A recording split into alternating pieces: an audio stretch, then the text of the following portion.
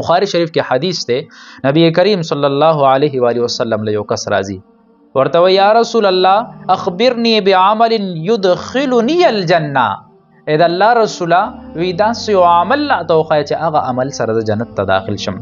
نبی کریم صلی الله علیه و آله وسلم ورته سو خبرې کوي تعبد الله ولا تشرک به شیئا د الله عبادت کوا هغه سره څوک شریک مه جوړه. اول پدې کې توحید ته. دویم ورته سوی وتقیم الصلاه منځ قائمه وا. دریم وتؤتي الزکاه زکات ورکوا. څلورم نمبر وتصل الرحمه وصله رحمی کوا چې کم ستا اقربا دي رشتہ دار دي هغه سره تعلق مه خراب واخسته تعلق ساته.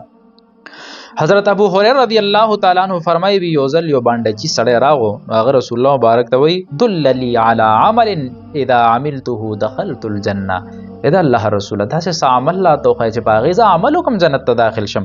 دا الله رسول ورته وی تعبد الله ولا تشرك به شيئا وتقيم الصلاه المكتوبه وتؤتي الزکات المفروضه وتصوم رمضان. پدې کې ور سره د رمضان روزه اضافي کړي دا چې الله رسول ورته دا ته قائم وساته نو ته جنتی شي. وی کله چې دا اعرابي او وی هغه چې کله ترتلو وی د الله رسوله وی چې زما د ژوند د چا په قبضه کې د زو پدې باندې عمل کوم. رسول الله مبارک صحابه ته وی تاسو جنتی قتل غواړي وی دې صحابي ته وګوري وی دا جنتی صحابي دی نو د جنت زیره ورته پدې باندې ورکړې شو.